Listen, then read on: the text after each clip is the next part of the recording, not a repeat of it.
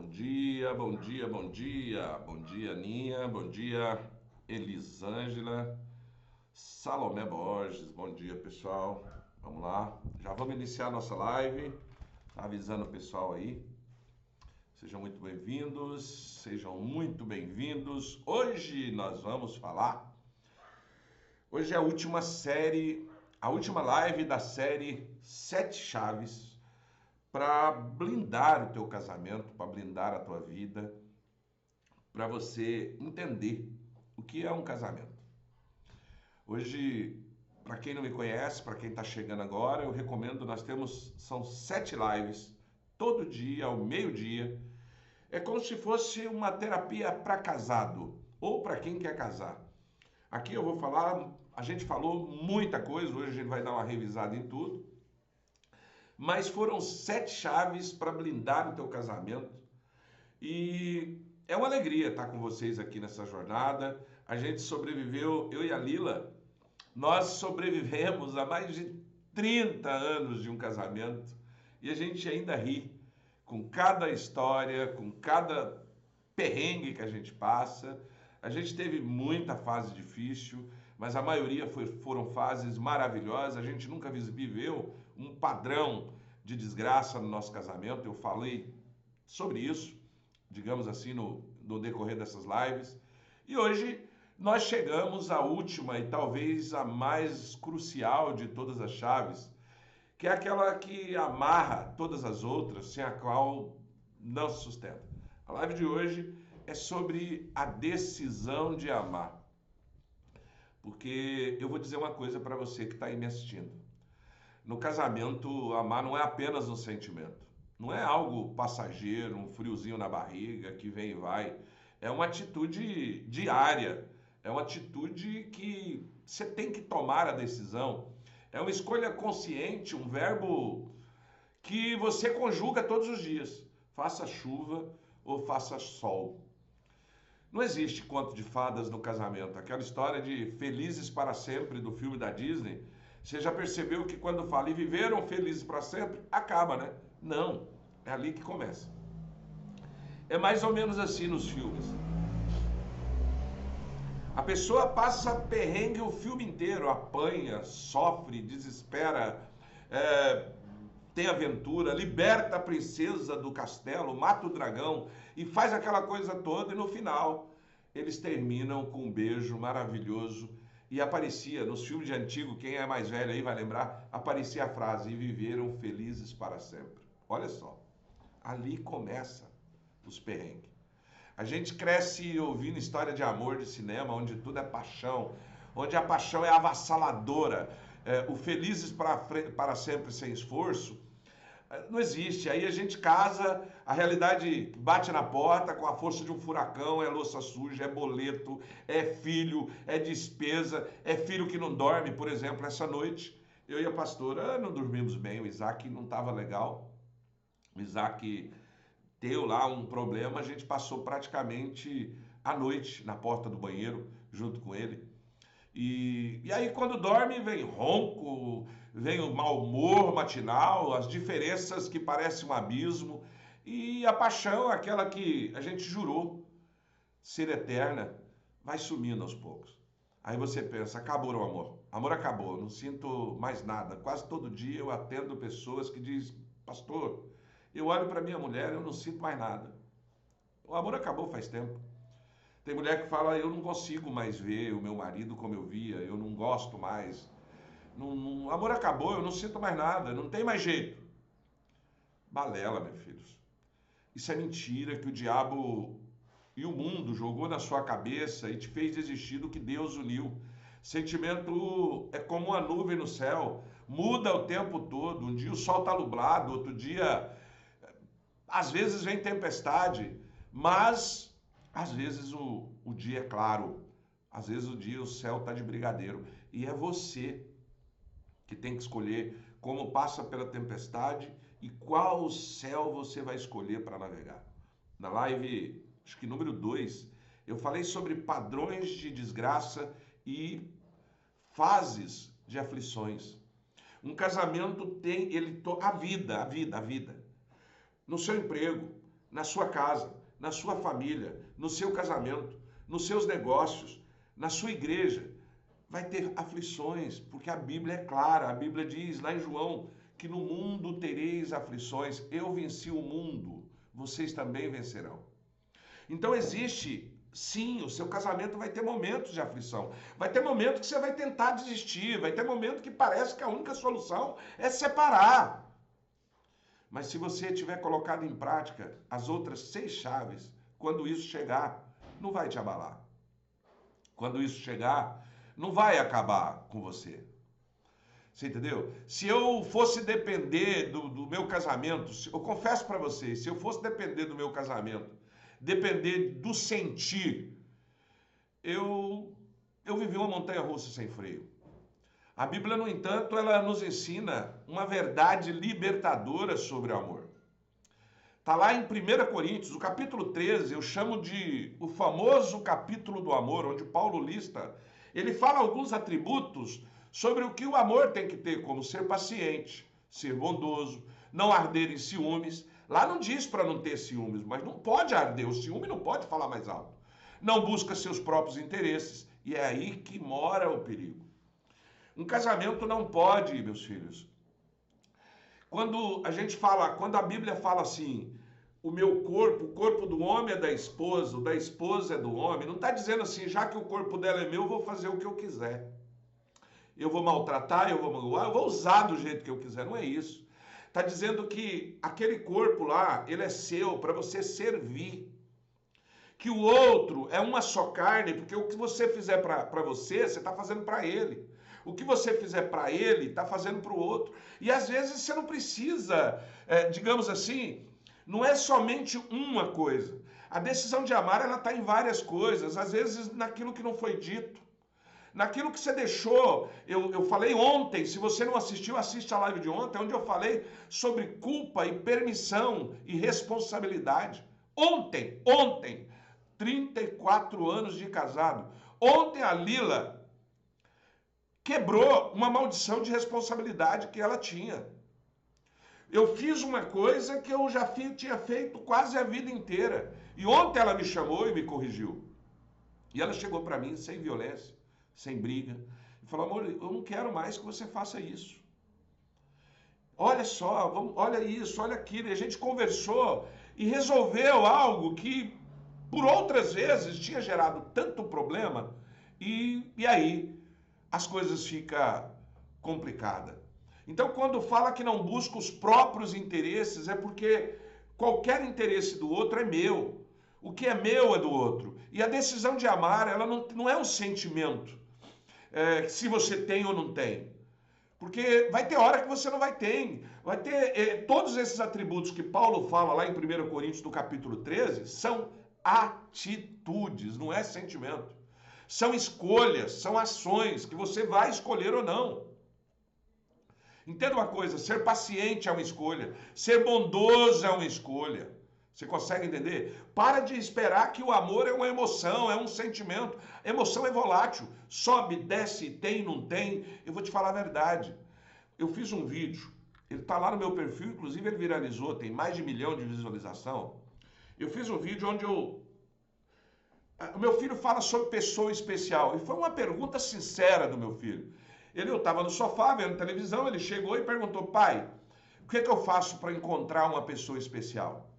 E eu respondi para ele, não existe, ninguém é especial.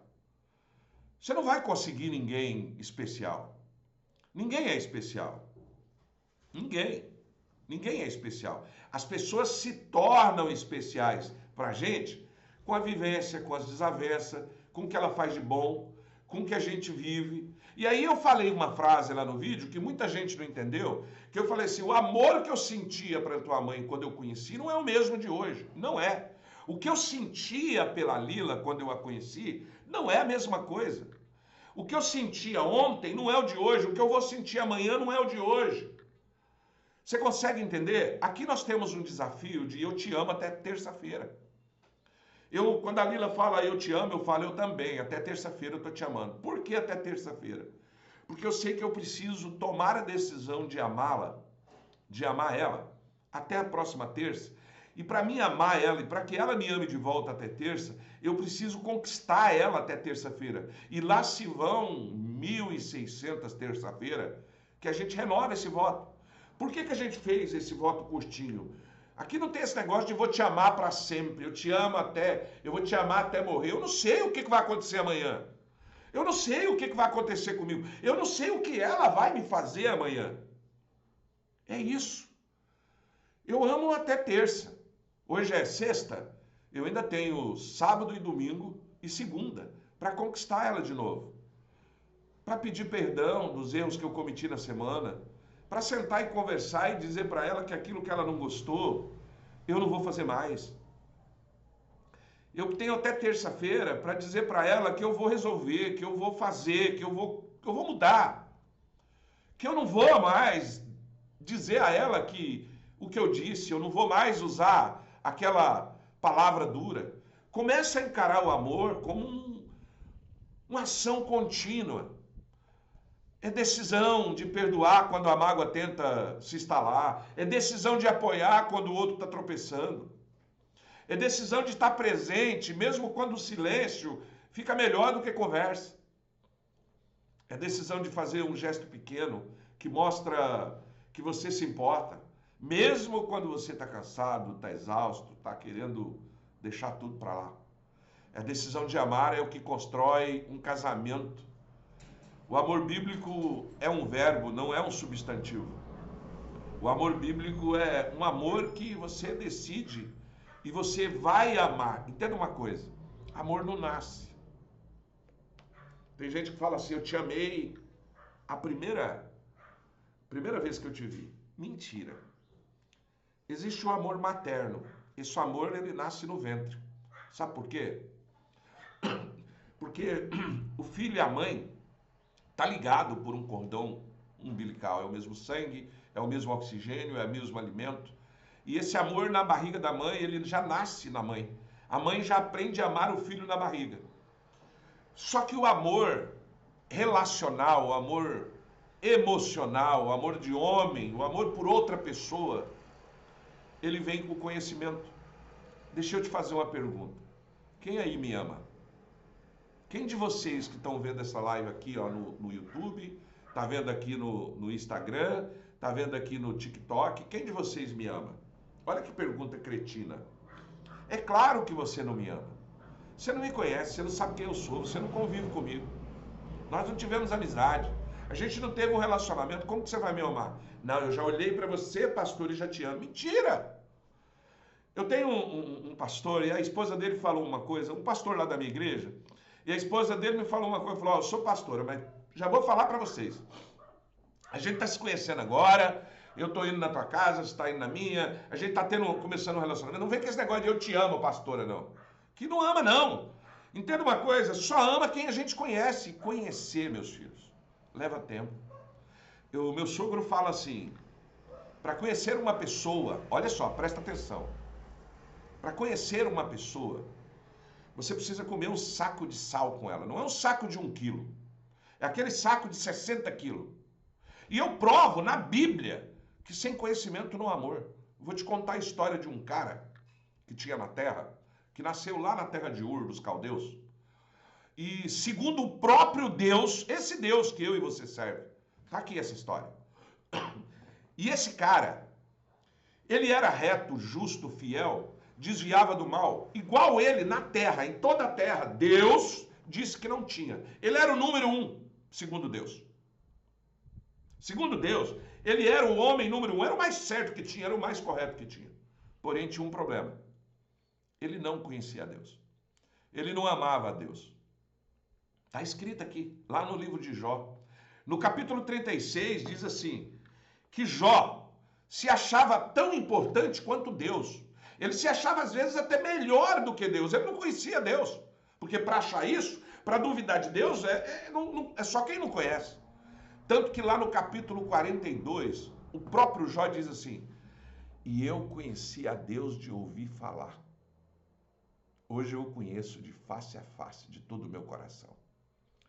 Porque foi preciso de algo, de uma tragédia, para que Jó pudesse conhecer realmente Deus. O que eu quero dizer com isso? Trazendo isso para a nossa história. Talvez você só vai amar o teu marido, você só vai amar a tua esposa, o amor verdadeiro, o amor sacrificial, o amor lá de Coríntios, do livro de Paulo, do livro de Coríntios, capítulo 13.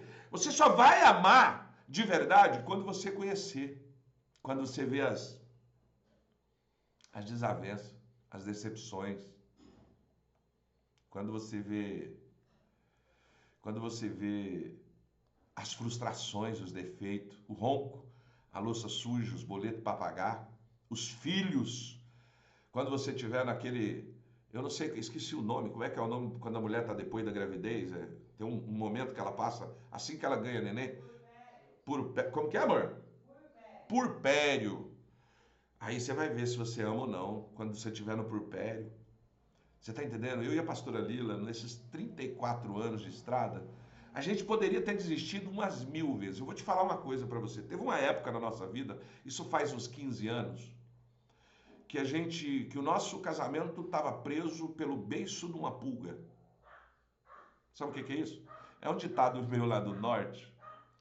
A gente estava seguro pelos cílios de um mosquito. Você sabe por que a gente não se separou? Por causa de filhos, sério. Mas pastor, você ficou num casamento por causa de filho? Fiquei. Não é nem por causa dos filhos, é por causa de nós mesmo. Sabe por quê? Porque na época a gente não tinha tanto filho. Acho que a gente tinha o quê, amor? Uns 11? 10 filhos dentro de casa. A gente não tinha muito. A gente só tinha 10 filhos dentro de casa. Se a gente separasse, a gente chegou a conversar, se a gente separasse, 5 ficava com ela, 5 ficasse comigo. Se ficasse os 10 com ela, ela estava ferrada. Se ficasse os 10 comigo, eu estava ferrado. Se me dividisse a metade, estavam os 2 ferrados. Racional. A gente chegou à conclusão e falou, não, pera, a gente não pode separar. Além de a gente fazer esses filhos sofrer, além da gente ter uma vida, nós também vamos sofrer. Vamos entrar numa acordo aqui. Aonde foi parar aquela aliança que a gente tinha? Aonde foi parar a nossa amizade? Aonde foi parar o nosso tesão, a nossa paixão? Onde foi que a gente perdeu isso? Onde foi que isso acabou? Quem deixou? Eu sei que às vezes ela não teve culpa, mas talvez ela teve responsabilidade. Ou talvez ela foi omissa em algumas coisas, igual ontem, na história que eu contei para você. Ontem ela não foi omissa. Ontem ela não assumiu a responsabilidade. Ontem ela jogou para fora e colocou a culpa em mim. Falou, olha, a culpa é tua. Mas na hora. E na hora eu entendi que se eu fizesse aquilo, eu ia ser culpado. Qualquer coisa que acontecesse depois, a culpa vinha em mim. Você consegue entender? Se você quiser entender sobre culpa e responsabilidade, a live de ontem eu falo sobre isso. Por mais de 100 vezes, a gente já pensou que não ia dar mais certo. Teve dia que a vontade era de sair correndo. Ei, não sei quantos filhos você tem. Eu não sei quantos filhos você tem. Eu criei dos 16, praticamente 13. 11 sempre viveram comigo ao mesmo tempo. Porque ia crescendo, ia casando, tem um filho que mora fora, tem um filho hoje que mora no Mato Grosso, tem um filho que mora fora do país. Hoje tá bom, hoje a gente tem 4 filhos dentro de casa. Você consegue entender? Então teve dia que a vontade de sair correndo e não olhar para trás, ela tem a justificativa dela. Cara, a Lila, além de trabalhar, de me ajudar fora por muitas vezes, ela sempre foi que cuidou da casa. Se eu te falar que eu eduquei meus filhos, mentira. Eu tenho um peso na consciência de eu não ter sido um bom pai. Eu não fui um pai presente. Muitas vezes eu chegava em casa, os filhos estavam... Eu vi meus filhos crescer na vertical. Eu chegava, eles estavam... Eu saía para trabalhar, eles estavam dormindo. Eu chegava, eles estavam dormindo. E quando eu chegava, eu estava morto, podre de cansado. E eu não fui um pai que dei tempo de qualidade para os meus filhos. Eu assumo isso. A minha prerrogativa de defesa é que eu tive que ter... Teve vezes que eu tive que ter 3 empregos para criar todos esses filhos. Tudo bem, eles não tiveram culpa, mas eles também teve responsabilidades. Você consegue entender?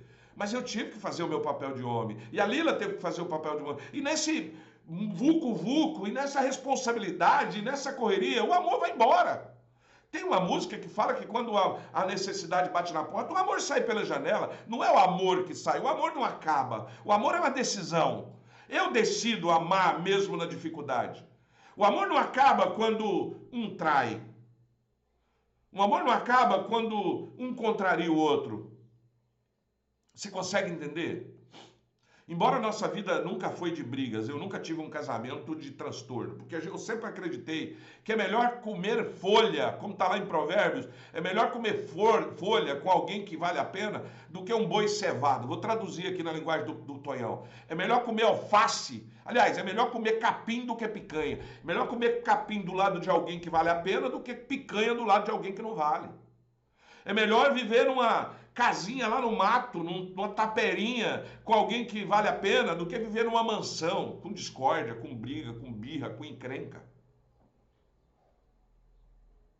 Você está entendendo? Às vezes não é ele que preferiu terminar. A gente sempre coloca a responsabilidade no outro. Entenda uma coisa, você pode não ter culpa, mas você tem responsabilidade. A responsabilidade, às vezes, a falta de responsabilidade permite que o outro faça com você o que você não quer. Você consegue entender? Na live de ontem, se você não assistiu, assista, ela está gravada. Entra lá no meu grupo da academia, lá eu posto o link das lives que está gravada. Assista, é grátis. Gente, isso aqui é mais do que uma terapia. Isso aqui é muito mais do que... Isso aqui não é um culto. Eu não sou só pastor. Eu vou te falar, eu já falei, a Bíblia, ela é o livro mais completo que existe no mundo. Sabe por quê? Porque aqui na Bíblia tem teologia. Aqui na Bíblia, se você for analisar ela com calma, aqui na Bíblia tem teologia, aqui na Bíblia tem psicologia, aqui na Bíblia tem sociologia, aqui na Bíblia tem filosofia, aqui na Bíblia tem muita neurociência, aqui tem PNL, aqui tem educação empreendedora, é o livro mais completo. Sabe quando que eu descobri isso? Oséias fala assim, o meu povo padece por falta de conhecimento. Sabe quando que eu fui descobrir isso? Não foi fazendo teologia. E olha que eu fiz teologia em faculdade. Eu não fiz teologia, digamos assim, em curso livre. Não, foi curso reconhecido por MEC, de faculdade mesmo. Não estou aqui dando carteirada, não. É que eu tinha interesse. Na realidade, a minha esposa começou a fazer teologia primeiro do que eu. E ela só fez teologia para entender Deus, porque nós tínhamos um filho especial. Nós tínhamos um filho que, durante 29 anos, ele sofreu mais de 30 intervenções cirúrgicas. Ele ficou mudo. Ele era renal crônico, fazia hemodiálise 3 vezes por semana. Por último, ele não andava. E aí a gente não entendia, porque o crente falava assim, é porque Deus quer. Como assim Deus quer fazer uma criança sofrer o tempo todo? O católico fala, é o pecado da mãe e do pai. Que Deus é esse que sacaneia com o filho por causa do pai e a mãe que errou? O espírita diz que, porque é vidas passadas. Eu nunca acreditei em nada disso. E aí ela foi fazer teologia, nós fomos fazer teologia para entender esse Deus que a Bíblia fala. Só que eu só vim entender isso. Eu só vim entender que a Bíblia... Eu não sei se você consegue ver aqui. Olha isso. Eu sempre mostro aqui. Olha o tanto de livro que eu tive que ler. Tem mais aqui, eu não vou mostrar tudo, tem mais. Olha o tanto de livro que eu tive que ler para entender que a Bíblia não é só espiritual. Para entender 1 Tessalonicenses, que diz assim, sejamos irrepreensíveis de corpo, alma e espírito. Como assim? Então a Bíblia não é só para nos ensinar o caminho do céu, não é só para salvar a alma, não, filho. Inclusive Jesus, ele veio para trazer duas coisas, salvação e o reino. Ele veio trazer a salvação e veio te ensinar a caminhar o reino aqui nessa terra e por fim ter a vida eterna. A vida eterna é por fim. O problema é até lá. Até lá você pode ter, é um caminho longo que pode ser tortuoso, que pode ser destruidor, que pode até impedir que você chegue lá. Sabia disso? Você sabia? Então, embora a minha vida com a da pastora nunca foi de briga, a nossa vida sempre foi racional. O nosso amor é racional. A nossa paixão é racional. A gente usa a razão, porque aqui diz que até a fé tem que ser racional. A Bíblia diz que você não pode nem ser justo demais, porque se você for justo demais, você vai destruir você mesmo. Você consegue entender? Trazendo isso para a decisão de amar. Foi nessas horas que a gente teve que decidir amar. Decidir amar mesmo com raiva, com cansaço, com a sensação de não ser correspondido. A gente tem um hábito. Se a gente tem algum problema durante o dia, A gente nunca leva... A gente tem uma coisa que nós aprendemos. Presta atenção, anota isso que eu vou te falar aqui. Existem 3 altares que você precisa respeitar. 3 altares. 3. O primeiro altar que você precisa respeitar é o altar de Deus. O altar de Deus, ele não pode ser prostituído, ele não pode ser corrompido. O altar de Deus. Eu não vou ficar aqui explicando isso, mas para você entender. O segundo altar de um casal é a cama. O segundo altar é uma cama. A tua cama, onde o teu leito conjugal, que não pode ter mácula. Sabe o que é mácula? Às vezes você nem sabe. Digita aí no Google e me fala o que significa mácula. Uma palavra da tradução de mácula. Digita aí para mim, para me ajudar. E o terceiro altar é o altar da família, que é a mesa, tempo de mesa. A decisão de amar, ela passa quando esses 3 altares são respeitados. Eu respeito o meu altar da cama, meu altar conjugal. Eu não levo problemas para minha cama. Na cama serve para 2 coisas a minha cama, só para 2 coisas. Fazer muito sexo, que embora hoje pela idade eu não faço mais tanto, eu só falo, é igual papagaio, né? Porque eu já estou pior do que papagaio. Eu já estou entrando na fase do condor, é dor aqui, dor ali, mas por enquanto ainda estou na fase do papagaio. Estou falando mais do que faço. Mas a cama serve para mim fazer muito sexo e para mim dormir e descansar. Só. E sabe qual é a terceira, sabe qual que é a outra coisa extra que eu faço na cama? Orar pelo meu casamento. Na cama eu não discuto relação, na cama eu não falo de problemas do dia a dia, na cama vou te dar um exemplo para você. Vamos dizer que hoje nós resolvemos, hoje a gente brigou feio. Hoje a gente brigou feio. Na hora de dormir, em 34 anos, eu nunca dormi num sofá. Aqui não existe dormir no sofá. Aqui, se deixar eu dormir no sofá, eu vou dormir na rua. Eu vou procurar outra cama para me dormir. Se ela tiver que dormir no sofá, ela vai arrumar outro para dormir na cama. Não me dê oportunidade. Lembra que eu falei o que é traição? A traição, ela começa na oportunidade. Não me dê oportunidade. Então, na nossa cama, mesmo brigado, a gente dorme junto, de conchinha, com raiva. A vontade é que pegar a conchinha assim, tem hora e falar, vou enforcar esse trem. Mas nós estamos juntos. A gente tem toque, presença e conversa. Anota. Casamento é feito de toque, conversa e presença. Consegue entender? Então, quando você respeita o seu altar matrimonial, conjugal, a sua cama não tem mácula. E é isso que eu quero que você entenda. E aí a gente levanta de manhã, mesmo com tudo errado, olha para a pessoa ao seu lado e diz mentalmente em voz alta, eu escolho te amar hoje, eu escolho lutar por nós. Entende? E é aí que o nosso amor vai até terça-feira. Eu te amo até terça-feira. Eu decido te amar até terça. Eu decido te amar por mim, por você, pelos filhos, por Deus, pela nossa vida, pelo nosso ministério, pelo que nós estamos passando, pelos perrengues, mas eu não permito que a minha vida crie um padrão de desgraça. Eu não quero carregar a culpa de uma traição, eu não quero carregar a responsabilidade de uma traição, eu não quero carregar a omissão de uma traição. Você consegue entender? A decisão de amar é a única cola que segura todas as outras chaves. Não vai adiantar nada você ter visto a chave 1, a chave 2, a chave 3. Lá na chave 1 você viu sobre confissão e arrependimento, porque humildade nasce na decisão de amar. Você entendeu que todas as chaves se resumem nessa hoje?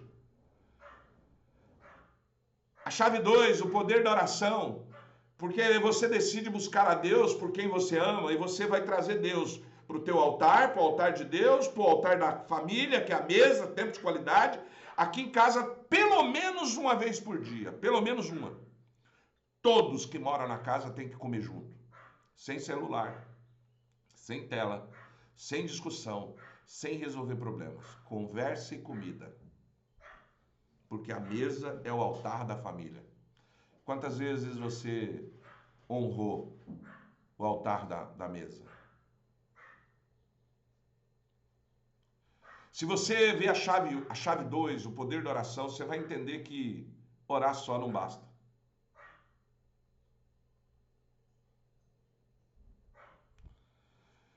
Teve vezes que orar só não vai bastar.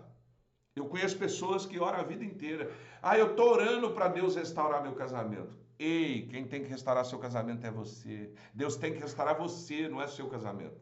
Não, mas a culpa é outra. Não é não. Você também tem responsabilidade. Você não pode não ter culpa. Você tem responsabilidade. E se for olhar direitinho, você tem algumas culpas sim. Você precisa fazer uma oração. Sabe por quê? Eu vou te contar uma coisa. Se você ora 3 meses por algo e não acontece nada, tem algo errado, não é com a oração, é com você. É sério. Assista a live 2, o poder da oração, que você vai entender. Lá na chave 3, eu falei sobre intimidade sexual. Porque você tem que escolher e investir no prazer de que você ama. Tem gente que não investe na intimidade. Tem gente que não investe em sexo. Ele espera acontecer e ele fala, a vontade acabou, mas acaba mesmo. É tanto perrengue, é tanta dor, é tanta coisa ruim, que você vai ter vontade de ter sexo onde, criatura? O cara fala, te enche o saco o dia inteiro, a mulher te perturba a semana toda, ou o dia todo, aí à noite você acha que vai ter sexo? Você acha que vai ter intimidade? Assista a chave 3, você vai entender que sexo não começa na cama. Lá na chave 4, nós falamos sobre transparência, porque amar... Quem ama não tem segredo, quem ama não tem privacidade, quem ama não tem nada que o outro não sabe. Quem ama se vira ao avesso. A minha esposa me conhece, eu brinco assim, cara, eu conheço até o teu útero, quanto mais as outras coisas. E para quem conhece o útero, não vai conhecer o celular, a senha, os e-mails, as redes sociais, o banco. Eu falei sobre isso lá na chave 4, vai lá, que você vai aprender sobre isso. Na chave 5 nós falamos sobre liderança, com amor e serviço, para você lutar contra a infidelidade. A infidelidade eu falei na chave 6, porque você decide ser fiel, não importa a tentação. E lá na chave 6 eu ensinei como que você vai fugir da aparência do mal, como você que está de pé tem que orar para que não caia. Não adianta você bater no peito e falar assim, o meu casamento tem 20 anos e nunca aconteceu nada, nunca traí. Ei! Quem está de pé, ore para que não caia. Você precisa manter. Eu escrevi um livro chamado Aliança de Vida, que é justamente para você. Porque tem gente que só vai no médico quando está doente. Ninguém procura um médico para prevenir. E prevenir é melhor do que remediar. O livro Aliança de Vida, ele é para você nunca ser traído, nunca ser corno, nunca ser enganado. Você vai assumir a responsabilidade e sim, você pode impedir que o outro te traia, pode. E não é impedir com força. Não adianta você querer impedir depois que aconteceu. Eu não tenho como, ele me traiu. Ei, lá no livro da infidelidade eu digo que adultério não acontece da noite para o dia. Um divórcio não acontece da noite para o dia. Está lá na chave 6. Do nada ele me traiu. Mentira, não foi do nada não. Isso já vem, de tempo. Eu te mostrei lá na chave 6 o passo a passo de uma traição. E é o que a Bíblia diz, Não sou eu que estou falando. Cada chave que eu usei, eu desafio um religioso me provar que o que eu falei não é bíblico. Eu desafio. E eu estou fazendo isso de graça porque é meu ministério. Ontem uma moça me perguntou, pastor, você faz palestra para casais? Eu falei, faço. Quanto o senhor cobra? Eu falei, nada. Aonde é? É lá em Campo Grande, no Mato Grosso do Sul. Eu falei, amigo, aí eu preciso que você me pague a passagem de ida e de volta. E a estadia para mim e minha esposa, porque senão não tem como eu ir.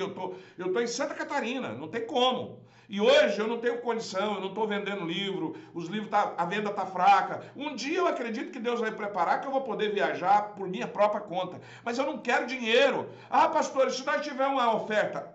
Você tem uma oferta? Deus abençoe. Mas eu não vou te falar quanto que eu cobro. Eu não cobro para ensinar o que Deus me deu de graça. E o meu ministério é casamento. Cara, eu sou ex-morador de rua. Eu já fali um monte de vezes. Eu já dei prejuízo para as pessoas. Eu já fiz negócios errados.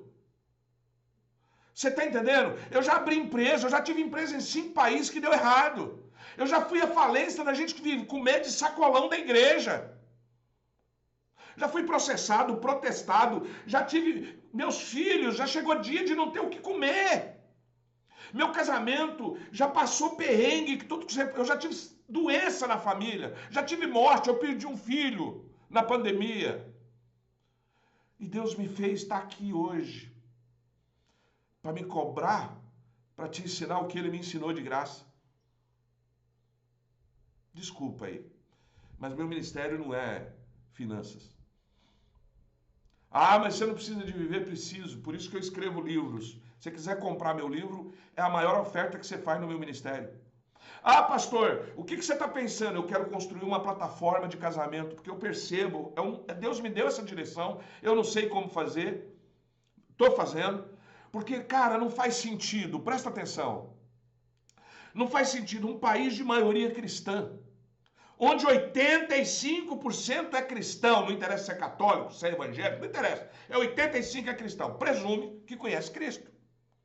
E aí, você vai ver os números do IBGE em 2022. Mais de 500 mil divórcios. De cada 5 cristãos, 3 divorciam. E diz que a partir da próxima década vai ser 4. Segundo as pesquisas, casamento de hoje não interessa se você é casado há 50 anos. A média de casamento daqui para frente vai ser de 5 anos, no máximo a 10. Cara, que cristão é esse? Que país cristão é esse? Corrupção só aumentando.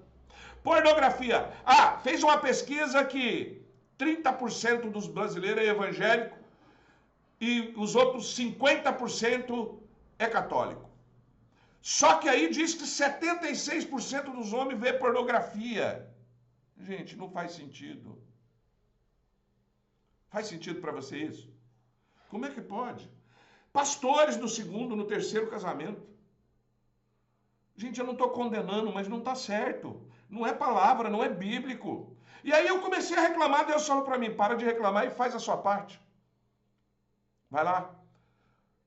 E aí Deus me deu, eu escrevi um livro chamado Aliança de Vida, que é um livro para você, é a prevenção. Pastor, mas o meu já aconteceu.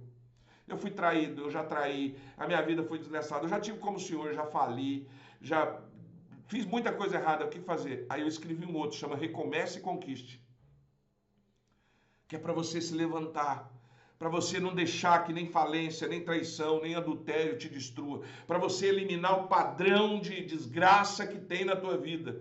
Você tem que entender que no mundo tereis aflições, não é que você vai viver, o crente vai ter aflições, vai, mas ele vai ter prosperidade, ele vai ter alegria, ele vai ter um casamento de paz, ele tem uma família. Querido, se você é crente, se você faz parte do grupo de oração e a tua vida está destruída, a tua vida está acabada, tem algo errado na tua vida. É o que diz a palavra. É o que diz a Bíblia. Não tem como. Ai, mas Jó passou no máximo 6 meses. Depois ele reconheceu que ele era um ignorante, que ele era um prepotente, que ele não conhecia a Deus, que ele só conhecia de ouvir falar. Deus deu tudo de volta para ele em dobro. Ei, no mundo, Jesus fala assim, quando Pedro pergunta, Jesus, o que eu tenho que fazer?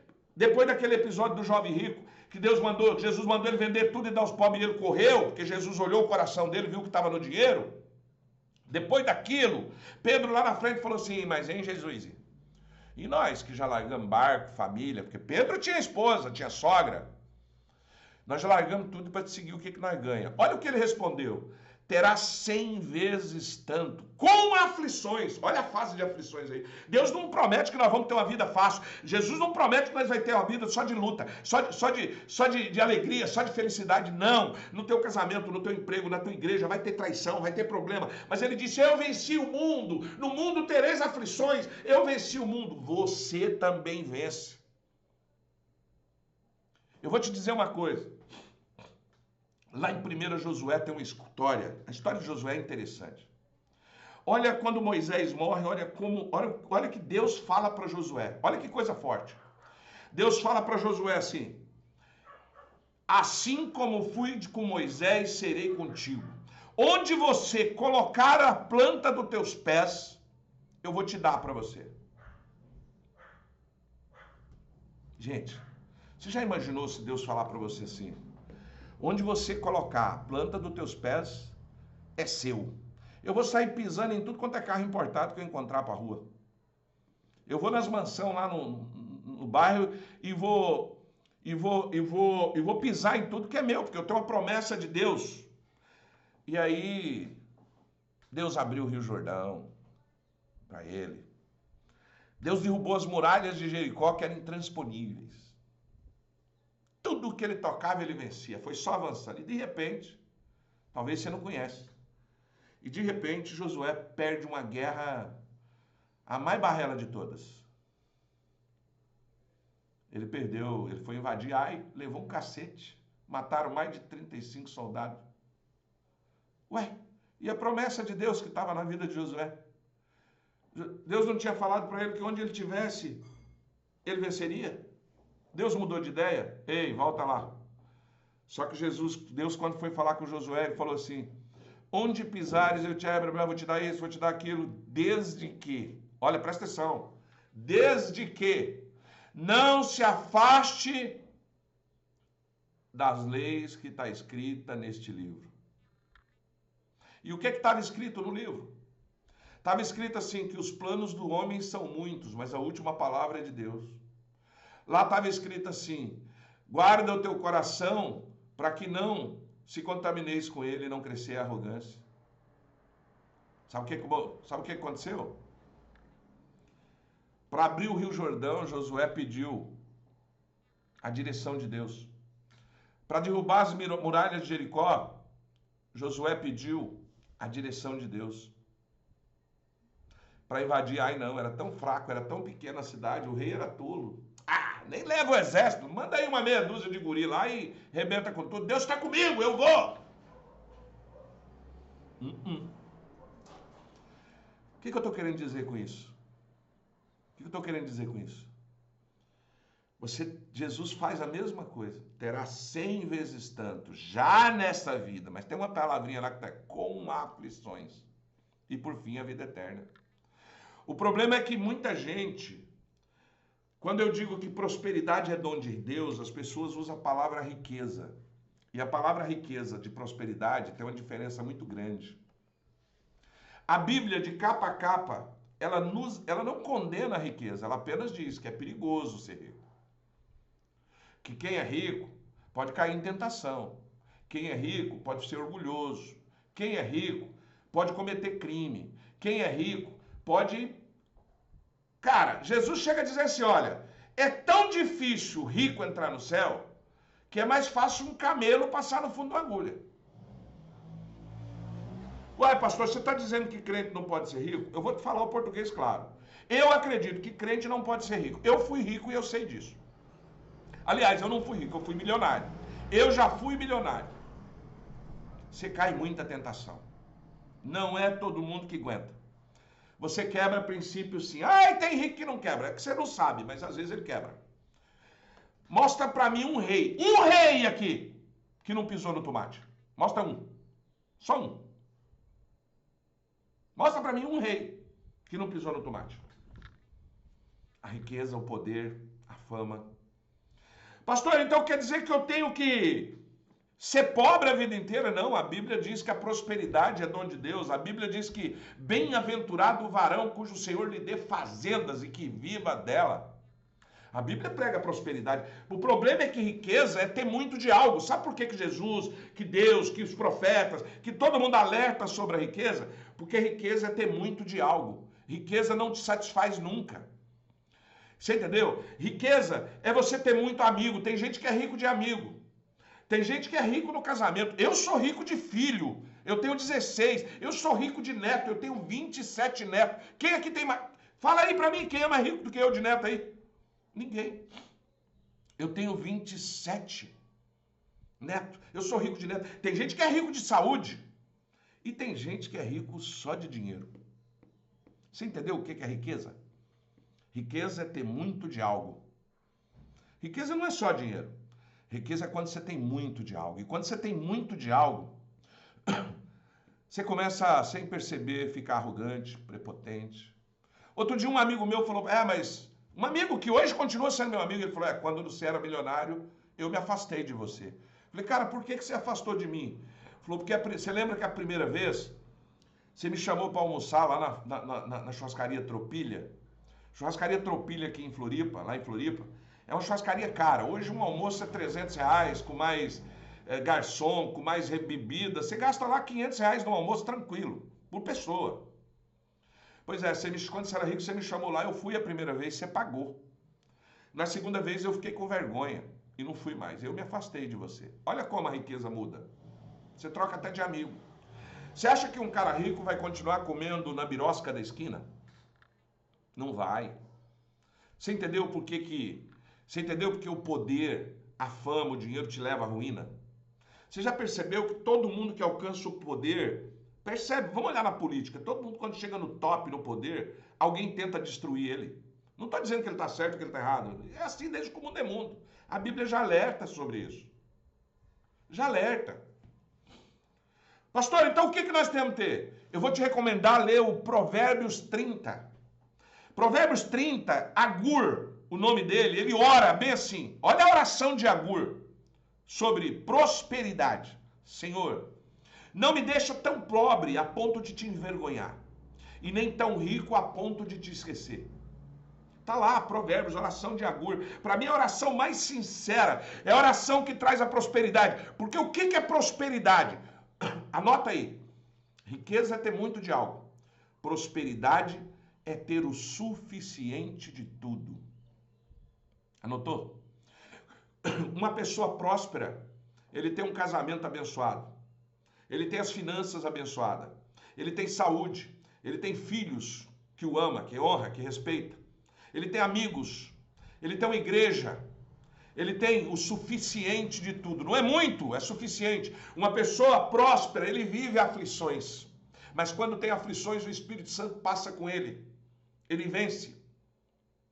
Quando uma pessoa próspera, ele pode falir, que Deus dá vitória, ele levanta das cinzas e ressurge. Uma pessoa que tem prosperidade de Deus, ele cuida do próximo, ele tá junto, ele respeita o casamento, ele honra a esposa, ele honra os filhos, ele honra a igreja que ele pertence, ele honra o ministério, ele ajuda as pessoas de alguma forma. E é essa oração que eu tenho feito. Senhor, não me deixa ser tão pobre a ponto de te envergonhar. Mas como assim, pastor? Quer dizer que o pobre envergonha a Deus? Ei, se você é cristão, está com o nome no Serasa, está com o nome no SPC, não paga a sua dívida, não paga o aluguel em dia. Eu vivi isso, eu estou te falando, eu não estou falando para você não, estou falando para mim, Deus é testemunho. Ó, um dedo apontado para você, 3 para mim. 3 aqui, ó, apontado para mim. Eu estou falando para mim. Você não cumpriu com seus compromissos. Você não está envergonhando a Deus? E às vezes não é porque você é caloteiro. Talvez você não pagou tua conta de luz, que você sabe que vai cortar, não é porque você é caloteiro, cara. Porque crises vêm. Eu já vivi situação de viver no gato, de não ter da luz cortada. Você está me entendendo? E é porque eu era bandido? Claro que não, gente. Como que um cara é bandido e cria stand de filho, casado há 34 anos? Eu não aceito essa pecha de bandido. Não aceito. Mas eu tenho orado assim, como Agur, Provérbios 30. Lê aí. Senhor, não me deixe tão pobre a ponto de te envergonhar, e nem tão rico a ponto de te esquecer. Você está entendendo? Ah, pastor, o que tem isso a ver com a live de hoje? Tem a ver com todas as lives. Porque o mundo, o casamento não é só espiritual. A palavra, repito o que eu falei no início do vídeo, 1 Tessalonicenses, sejamos irrepreensíveis de corpo, alma e espírito, até a volta do Senhor Jesus. É aqui na terra, é caminhar aqui, é vencer o mundo aqui. Lá depois não precisa. A decisão de amar é perseverança, é no voto que você fez no altar, é na alegria, na tristeza, é na saúde e na doença, é na pobreza e na riqueza. Você consegue? Você consegue amar alguém na alegria, na tristeza, na saúde, na doença, na riqueza e na pobreza? Ei, eu já contei que eu fui milionário, mas eu já fui pobre da minha esposa fazer faxina para nós sobreviver. Eu já vendi pão na rua, pão caseiro na rua. E eu provo tudo isso. Eu já vendi filtro d'água, já vendi livro na rua. Bolo, pão. E vendo de novo se eu preciso. A minha esposa já fez faxina na casa de rico, já foi trabalhar em loja de sapato. E eu vou te dizer uma coisa para você. É até que a morte nos separe. Você está entendendo? A tua mãe é mais rica do que eu, né? Que ela tem 18 filhos, 70 netos, 40 bisnetos. Eu só tenho 2 bisnetos por enquanto e 27 netos. A decisão de amar. Casamento não é uma frase bonita para álbum de fotos. É um pacto da vida, é uma declaração de guerra contra tudo e contra todos que tentar destruir o teu casamento. E se tem um que tenta destruir o teu casamento, não é a vizinha, não é a amante, não é o gay, não é a ideologia de gênero. Para com isso. A única pessoa capaz de destruir o teu casamento é você. Por culpa ou responsabilidade. Ou você tem culpa, ou você tem responsabilidade. Ileso você não sai dessa. Ileso você não sai. Por mais que nós temos o hábito e o costume de a culpa sempre é do outro. Ei, quando eu fali, eu não tive culpa, mas eu tive responsabilidade. Eu negligenciei. Eu quebrei princípios que não era para ter quebrado. Eu não contratei, eu não soube contratar as pessoas certas. Eu tive responsabilidade. Eu não tive culpa. Culpa é se eu tivesse feito intencional. Eu não fiz. Mas eu tive responsabilidade. E assim na tua vida espiritual, na tua vida familiar, no teu casamento. Casamento é um compromisso que transcende circunstância, o seu humor, a sua raiva, a tua religião. Quando você decide amar, você não espera o outro mudar para depois se amar. Você muda primeiro. Você se ama primeiro. Olha só o que Jesus fala. Primeiro mandamento como promessa: amar a Deus sobre todas as coisas e o teu próximo como quem? O teu próximo como quem? Amar a Deus sobre todas as coisas e o teu próximo como? Como a ti mesmo. Que ponto que você se ama? Você não ama nem você. E você quer amar o outro? Sabe por que você não se ama? Porque você permite que ele tenha contatinho na internet. Você permite que ela trate a família melhor do que você. Você permite que ele não te respeita. Você permite que ela saia com as amigas. Você permite que ele não venha dormir em casa. Você permite que ele durma no sofá. Você permite que ele chegue a hora que ele quiser. Isso não é liberdade. Porque casamento não tem liberdade. Casamento não tem privacidade. Vai assistir as outras lives, as outras chaves, que eu falo sobre isso.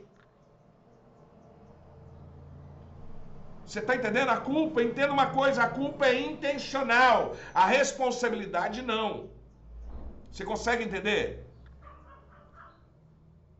Você consegue? Você consegue separar isso?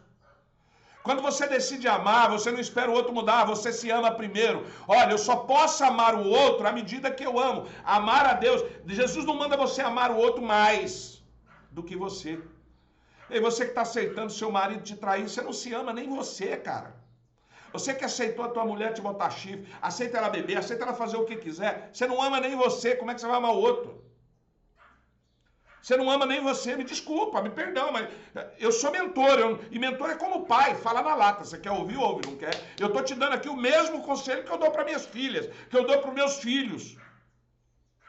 Aliás, eu ensino para os meus filhos o seguinte, ó, é o seguinte, você que é homem, se o seu casamento der certo, a culpa é sua, se der errado, a culpa é sua também. Opa, e se ela me trair, a culpa é sua, pronto. Eu nem falo de responsabilidade, aqui com vocês eu tento ser mais polido, eu tento ser mais educado. Você está entendendo? Então eu vou falar que existe culpa e responsabilidade. Você pode não ser culpado, mas você pode ser responsável pela omissão que você mesmo teve. Então, decisão de amar é nessa atitude, nesse amor que age e sacrifica. É no sentimento de paixão, friozinho na barriga, pode ter... Eu vou te falar a verdade, eu acho que eu já tive apaixonado pela Lila umas 500 vezes nos últimos 34 anos.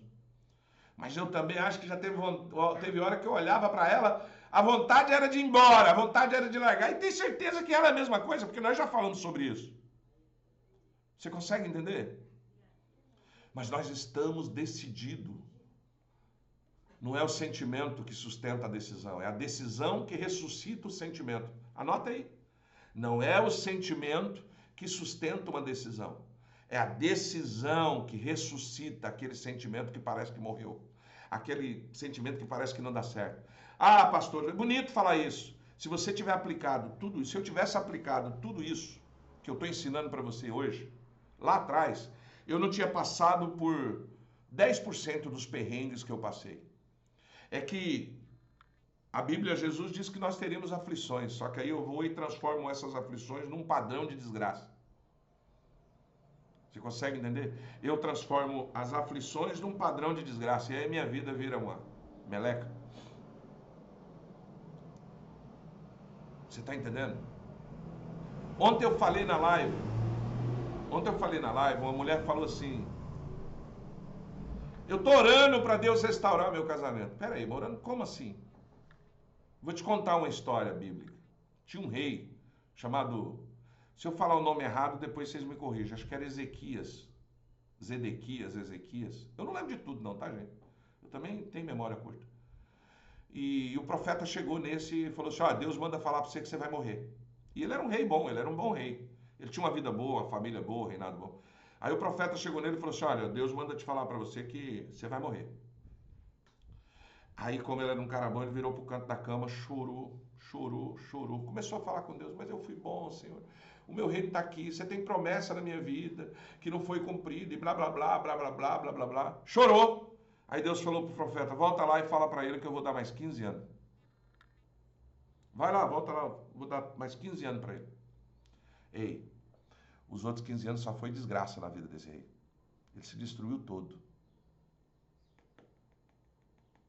Às vezes, um divórcio é livramento.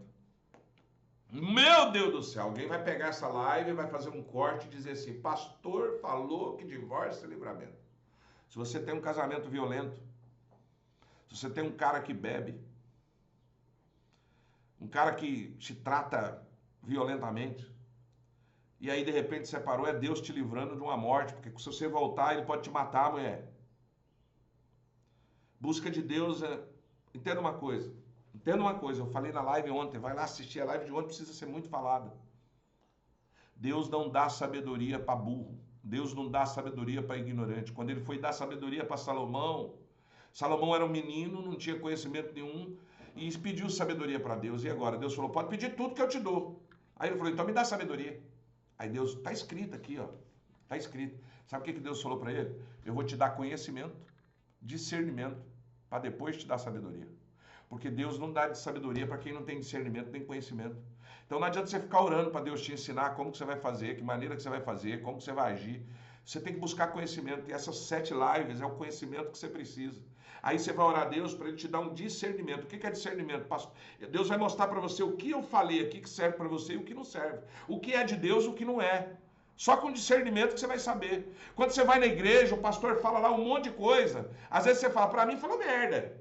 Mas para outro talvez não. Então você precisa do conhecimento. Ele deu o conhecimento. Agora, se você tiver discernimento, você vai separar daquilo que ele falou, o que serve ou não para você. E a sabedoria, pastor, é você saber usar aquilo que você separou, aquilo que você discerniu, como você vai colocar em prática. Não adianta eu pedir a Deus sabedoria de um médico se eu nunca fui na faculdade. Não adianta eu pedir a sabedoria de um alfabetizado se eu nunca li um livro. Não adianta eu pedir sabedoria da palavra se eu não ler a Bíblia. Mais de uma vez, inclusive. E essas chaves é o conhecimento que você precisa. Ou para nunca acontecer na tua vida, porque lembre-se: meu casamento está bem, está de pé, ore para que não caia. E não existe oração sem ação. A fé sem obra é morta, não vale nada, só orar aí, ó, banana. Ei, eu conheço mulheres que estão orando há 20 anos pelo casamento, não resolveu e não vai resolver. E eu afirmo com todas as letras: não vai resolver. Sai pra lá, boca maldita. Eu não estou falando profecia, eu estou narrando um fato. Porque eu conheço um monte. Por quê? Porque só orar não resolve. Você ora vivendo em iniquidade. Você acha que Deus vai ouvir tua oração, você vivendo em iniquidade, dormindo com adúltero, que tem amante, que traz todo tipo de maldição e pecado para dentro de casa. Você faz uma só carne com ele e está orando para Deus mudar. Deus nem ouve a tua oração, me desculpa. Então, meu filho e minha filha, se o seu casamento está em crise, se o amor parece ter morrido, não espere o sentimento voltar. Comece a agir hoje, decida amar hoje, faça o amor um verbo do imperativo, haja como se o amor estivesse lá, é ele, é pela graça de Deus, é por você, é por seus filhos, é pela sua felicidade, é pela sua vida, é para viver apenas uma fase, de aflição e não transformar a tua vida num padrão de desgraça. Esta é a chave mestra, aonde as outras 6 chaves se encaixam. A vida é uma jornada, meu filho. E casamento é a maior delas. A missão do casamento é a maior missão que Deus deu para a terra. Quando ele diz crescer e multiplicar. Não tem como crescer e multiplicar sem ser casado, segundo a Bíblia. Não existe família se um casamento não está bem. Tem gente aí gastando rios e rios, gastando verbo, gastando palavra nas redes sociais, tendo que proteger a família, tendo que salvar a família. Você tem que salvar o casamento, sem casamento não tem família. Você tem que salvar o homem, sem homem não tem casamento. Você tem que salvar a mulher, sem mulher não tem homem. Ponto. A mulher é a base do homem, o homem é a base do casamento, o casamento é a base da família, a família é a base da igreja. Eu estou falando de base. E a cabeça de tudo é Cristo, mas a base, o alicerce, é dessa forma que funciona. Por isso que, ao longo desses 7 dias, eu fiz essas lives de graça para você. Não estou ganhando nada. E minhas redes não são remuneradas ainda. Eu estou lutando para ser. Eu te peço, curta, compartilhe, manda esse vídeo. Se você achou que essa live foi boa, vai lá no YouTube, comente, assista de novo, manda para quem precisa, me ajuda a divulgar, você está me pagando. Me dá aqui no TikTok, tem um negócio de diamantinho, dá diamantinho aí, curta, comenta, nem fala não gostei, não concordo, mas me ajuda. Ah, você quer uma ajuda melhor? Entra lá no meu grupo no WhatsApp, só me pedir um link no privado, manda uma mensagem para mim no direct, ou comenta em qualquer comentário meu aí de vídeo, fala assim, pastor, eu quero o link do grupo. Eu quero entrar lá no grupo, na academia de casamento, eu quero ser treinada para ser marido, eu quero ser treinada para ser esposa, eu quero ser treinado para ser um homem de Efésios, um homem de Efésios que não tolera traição, que não tolera desrespeito, que tenha paz, que tenha sexo. Eu quero ser uma mulher de provérbios que tenha segurança física, emocional, financeira. Eu quero ser uma mulher de provérbios para ser protegida, para ter proteção espiritual, proteção física de um homem. Eu quero ser uma mulher de provérbios para me sentir desejada, para me sentir amada. Entra lá no grupo, eu vou te ensinar, de acordo com a palavra. Eu vou quebrar tabu. Nós tivemos uma chave aqui que eu falei de sexo, quebrando tabu, o que pode, o que não pode, as manias que tem, como que você deve fazer, como eu não tenho vontade, o que eu faço? Meu casamento esfriou, não tem sexo, não tem beijo. Eu falei sobre isso. Lá na chave 1 eu falei sobre a primeira coisa que tem que fazer, uma faxina geral. Não se constrói nada sobre sujeira velha. É preciso esvaziar o lixo, é preciso confessar os nossos erros e nos arrepender de verdade, virando a página, mudar a rota. É humildade que abre as portas da cura. Eu não sei como é que está seu casamento, mas se você não fizer o primeiro passo, é fazer uma faxina, é tirar tudo para fora. Tirou, confessou, reconheceu a sua culpa, reconheceu a sua omissão, reconheceu a sua responsabilidade. Eu ensinei como você faz. Todo dia eu dou uma missão para você fazer por dia, para você identificar, é um teste, para você identificar o que você tem e o que você não tem. Lá na chave 2, o poder da oração. Oração é uma linha direta com Deus. Se você está orando e não está acontecendo, a linha está cortada. E no casamento, você quer restaurar essa linha, você tem que fazer a linha ser um cordão de 3 dobras, orar junto. Eu falei isso lá na chave 2. É lá que você vai derrubar muralhas, que você vai fortalecer cada passo, vai ter direção. É o cordão de 3 dobras que não se rompe. Na chave 3, se você não viu a live, eu falei sobre o prazer que vem do céu. Sexo é de Deus, sexo não é do homem. Intimidade sexual é uma aliança, é uma bênção, é um presente de Deus. Foi feito para ser desfrutado com prazer, com alegria, com satisfação. Ei, eu vou falar uma besteira aqui que é perigoso até minha live cair. Mas se você é mulher e não chega ao orgasmo pelo menos uma vez por mês, você não está casada. Você está vivendo um inferno. Existe uma centena de formas de você ter prazer no casamento sem quebrar princípios. Eu falei isso lá na chave 1, na chave 3. O sexo é para ser vivido com alegria e sem vergonha. Sexo no casamento é de Deus. E ele é um termômetro para a conexão da intimidade. Só que sexo não começa na cama, meus queridos. Sexo não começa na cama. Vai lá ver a chave 3 que você vai entender. Na chave 4 eu falei sobre transparência, que casamento é uma casa de vidro. Não pode ser uma casa de tijolo. Casamento não é esconderijo, não tem segredo, porque qualquer segredo no casamento é um veneno para a confiança. Seja nas finanças, nas emoções, no mundo digital, nas amizades. É uma transparência. A transparência no casamento ela tem que ser radical. Você consegue entender? Quando ela é radical, ela é o oxigênio da confiança. É a nudez bíblica. Entenda uma coisa, se você não tem coragem de mostrar, eu falei isso lá na chave 4, se você não tem coragem de mostrar a aba explorar do seu Instagram pro povo, não é nem pro teu marido, pro tua mulher, pro teus filhos, é no púlpito, você não é digno. Porque ali, meu filho, se você der uma curtida numa mulher pelada, vai aparecer. Sabia disso? Tem como rever o que você curtiu. Não tem como os outros ver, mas você, no teu celular, você quer saber quantas horas você ficou no celular? Tem ali. Você quer saber aonde você curtiu? Tem. Você quer saber o que você compartilhou, aonde você comentou? Tá tudo registrado.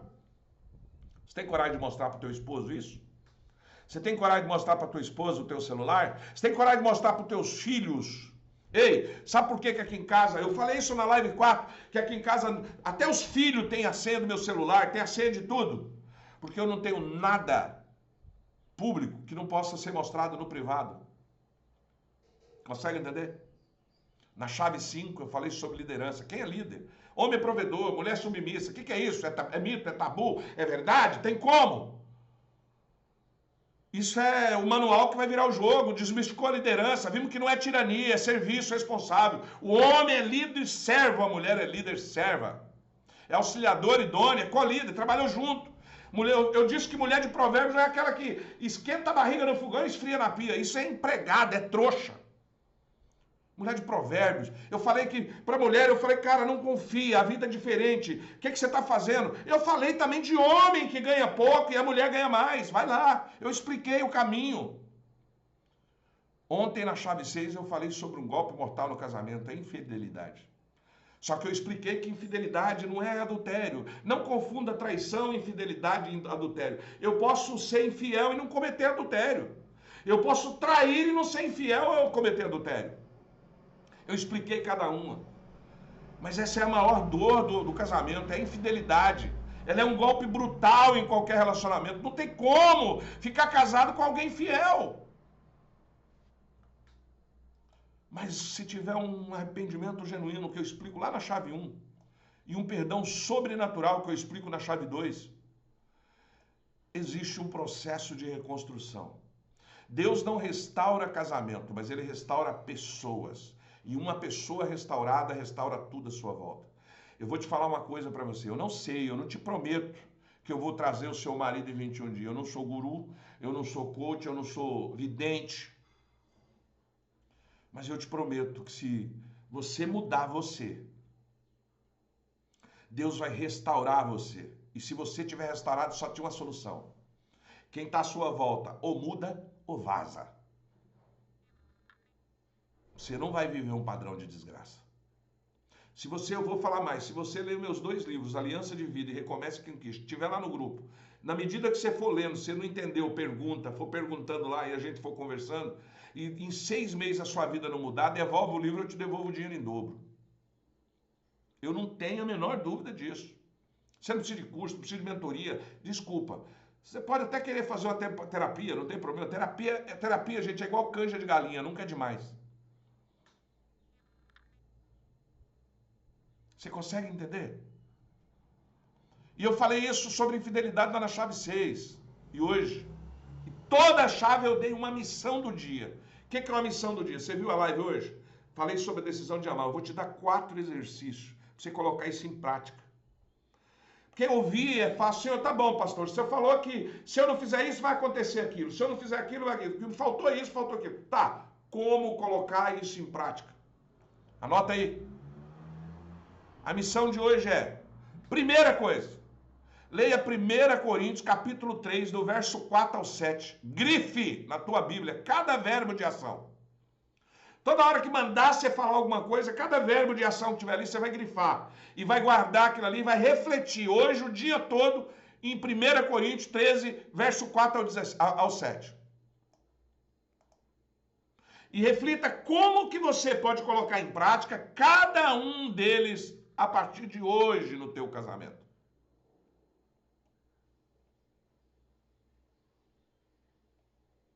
Certo? Depois, o próximo passo, você vai fazer o seguinte. Você vai escrever uma carta curta ou uma mensagem. Ou você vai chegar do nada no teu marido ou na tua esposa e vai declarar, independentemente do desafio. Você vai chegar do nada e vai dizer assim, ó. Ei, você vai fazer assim, Lila, você pode vir aqui um pouquinho? Você vai chegar do nada, você vai chamar ele e você vai olhar dentro dos olhos dele ou dela. Hoje você vai fazer isso. Pastor, mas nós estamos numa vida ruim. Eu vou te falar o que você vai fazer, mas se você ainda tem pelo menos, se você está vivendo com o teu marido, mesmo que seja bem ou não, independente de nada, eu estou te dando a receita, você toma se quiser, tem receita aqui a mais. Assim? Pode vir de enxoval, ela está fazendo pão caseiro, ela está ali na cozinha fazendo pão caseiro. A paz com Deus, né? Vamos lá. Você vai chegar nela e vai dizer assim, ó, amor, independente de qualquer coisa, hoje, na presença de Deus, eu decido te amar. Amém, amor. Eu decido te amar. Aqui é até terça-feira.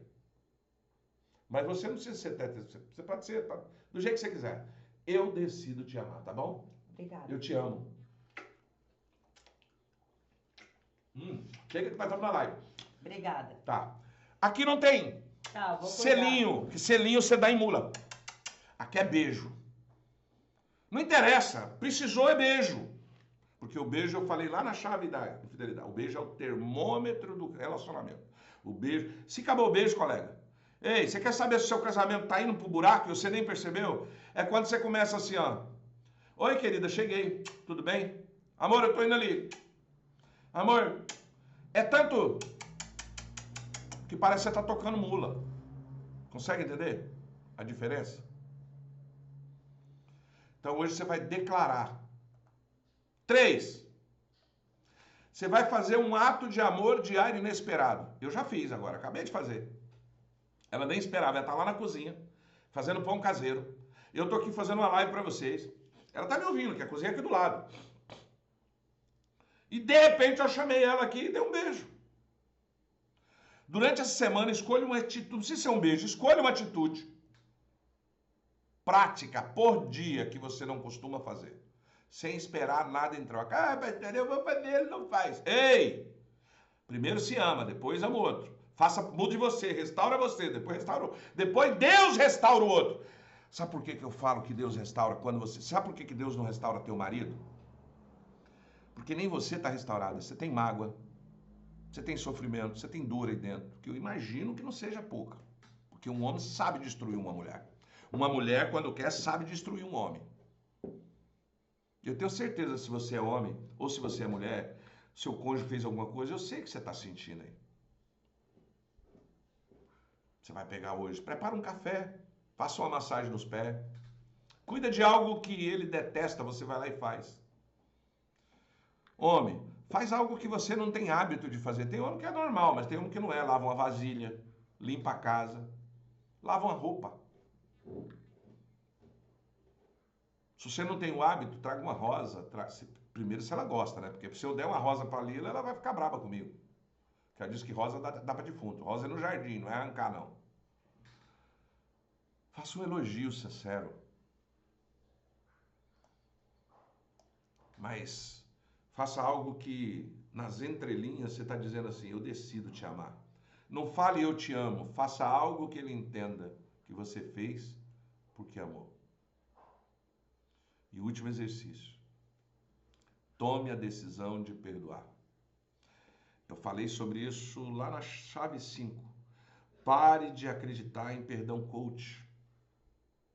Esse perdão de sair perdoando todo mundo. Ai, tem que perdoar. É, porque é crente, vai ter que perdoar. Eu falei lá na chave, nem Jesus perdoou todo mundo. Vai lá e olha. Se o que eu falei lá não tiver base bíblica, você pode vir aqui e me desmerecer. Nem Jesus perdoou todo mundo. Você deve estar nervoso, né? Eu vou te provar. Na cruz. Teve uma hora que ele estava tão cansado, tão desesperado, com tanta dor, que ele falou assim: Pai, se possível, afasta de mim esse cálice, mas seja feita a tua vontade. E aí as pessoas que estavam do lado dele, eu imagino que como homem ele estava com tanta raiva, com tanta dor, com tanta revolta, que ele não perdoou. Ele falou assim: Pai, perdoa-lhes, eles não sabem o que faz. Ele pediu para o Pai perdoar. Ai, pastor, mas é assim mesmo. Não, não, não. Logo em seguida o ladrão da cruz, que se arrependeu, que reconheceu o erro, Jesus falou diferente. Ele não falou para o ladrão da cruz assim: Pai, coloca ele no paraíso para mim, por favor. Não, ele falou assim: hoje mesmo te digo, estarás comigo no paraíso. Para quem se arrepende, Jesus perdoa, porque ele tem um lado homem. Deus sim nos perdoa, sem condição. Então, de repente, eu sei que você não, talvez te traiu tanto, te bateu, você vai perdoar um desgramado desse. Cara, tu não é santo, não. Para de fingir. Para de querer achar que perdão coach é tão superficial esse tipo de perdão. Tá, desculpa, arranca a mágoa. Ora para Deus, fala: Senhor, perdoa ele porque eu não sou capaz. Eu não dou conta de perdoar esse indivíduo. Perdoa ele. E tira essa mágoa, arranca essa mágoa de mim. Eu não aguento mais, a vontade que eu tenho é de matar esse infeliz. Deus quer a tua honestidade, a tua sinceridade.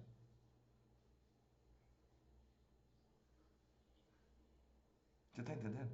Por isso que eu digo que às vezes o divórcio é a salvação da tua vida, é a restauração da tua alma. Deus falou para Ezequias: vou te dar mais 15 anos. Você quer? Quero, mas estava na hora. Fruto maduro não fica no pé. Você está insistindo nesse casamento desgraçado?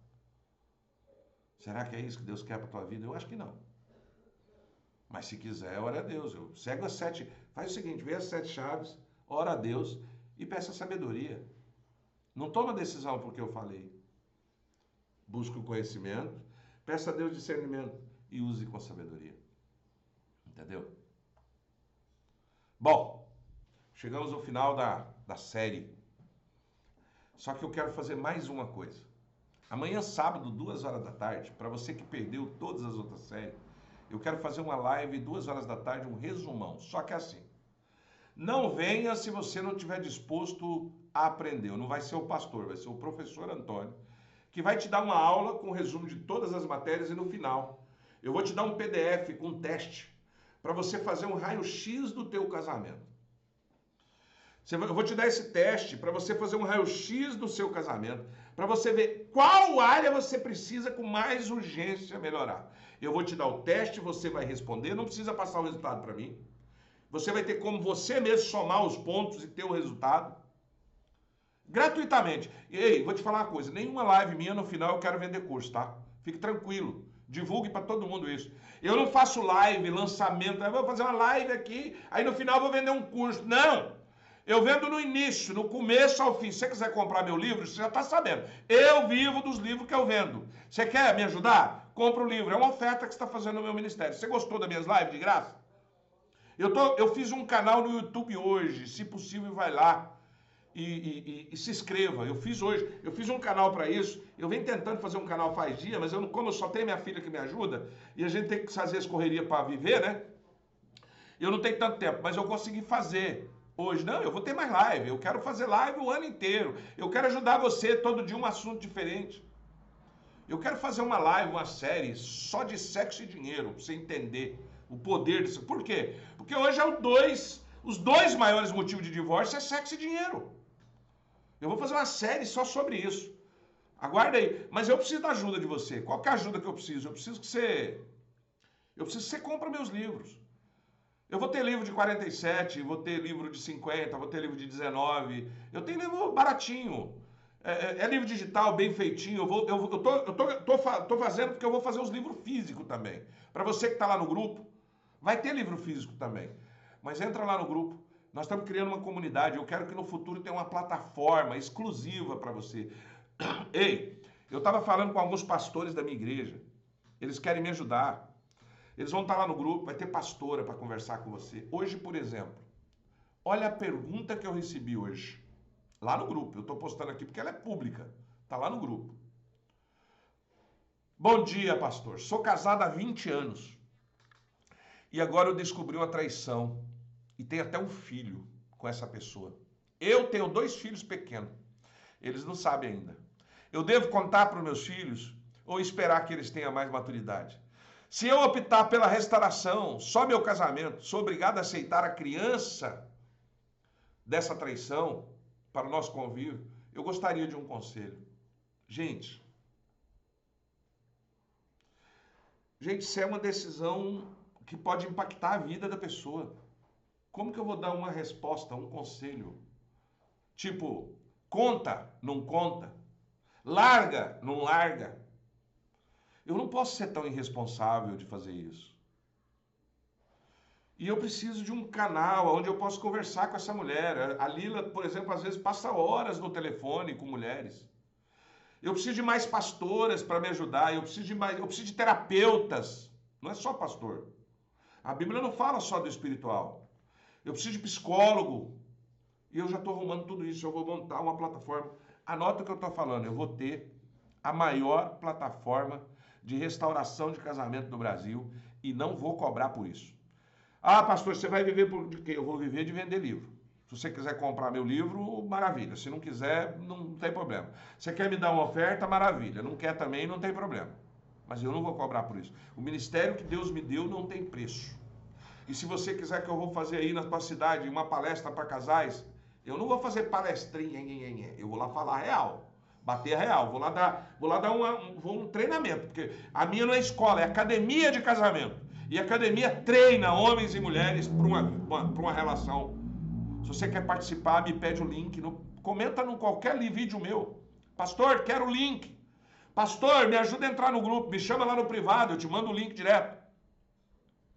Entra lá no grupo, você não vai pagar nada. Esse grupo está crescendo, nós vamos construir uma plataforma já. Ontem eu recebi a notícia que tem 2 pastores e está vindo mais 2 para nos ajudar. O pastor Loite já se prontificou a nos ajudar. Inclusive ele conversou, ele falou sobre uma quebra de maldição no telefone quase 1 hora com a mulher lá em Portugal que chamou ele.